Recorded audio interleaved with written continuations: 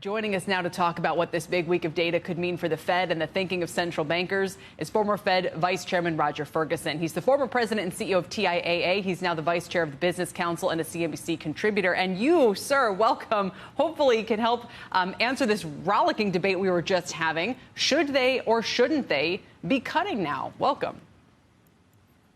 Well, thanks. Pleasure to be here. Let's start with the data. I would describe the data that we've seen thus far as good, in the sense that it validates the thought that inflation is coming down, but it is not concerning. So it doesn't, play into the concerns that we had, after the labor market report that showed unexpected weakness and got, a lot of excitement in the market. I think all of this data thus far for a data-dependent Fed is consistent with an expectation that's building in a market of a cut in September. But I would say the cut, which should probably be more 25 basis points as opposed to 50. Got it. And why do you say that? So there are some who would say, 5.5% is just way too high. Why not kind of cut more quickly in order to get back to something that could prolong the expansion? I'm curious what you think about that. So, look, the argument is certainly that they should be cutting. Why do I think 25 versus 50? Let's be fair, it's a close call, but let's recognize that what we've seen is some data that shows the economy is holding up quite well. It's consistent with a soft landing.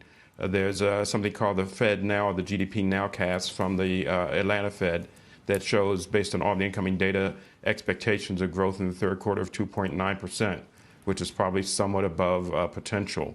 We just saw the retail sales data, which certainly belies the thought that consumers are collapsing. And so the Fed needs to think about both sides of its mandate. And I think right now, they want to move cautiously to make sure that inflation indeed is coming down and still give them room to move much more quickly if it looks as though they're falling behind the curve. But I think the data right now don't support a rapid move. It supports a more cautious move because inflation, while coming down, is still higher than it should be, and they want to make sure that it's going to be firmly on that downward trajectory. So I think a slower, more cautious move right now is what's called for, because I don't think the evidence is that they're far behind the curve just yet.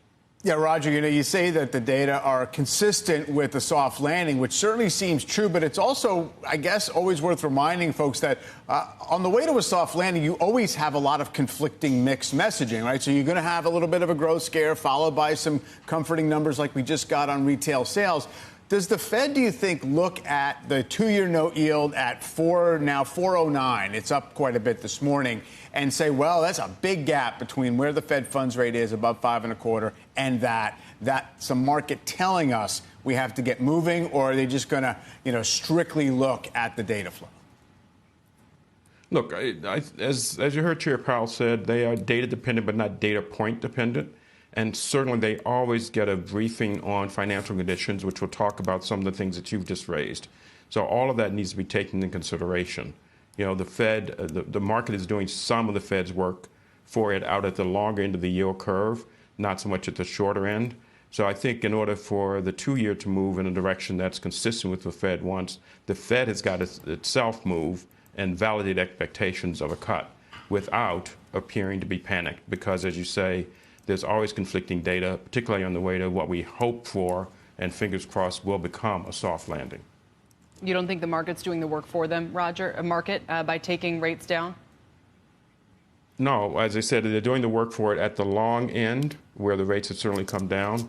I think a two-year at 4 is not consistent with doing the Fed's work. So, we see some still a little bit of an inverted yield curve, and I think the Fed needs to work on, messaging clearly what it expects to do in order to validate the rate cut expectations at the long end, but also get the short end to cooperate.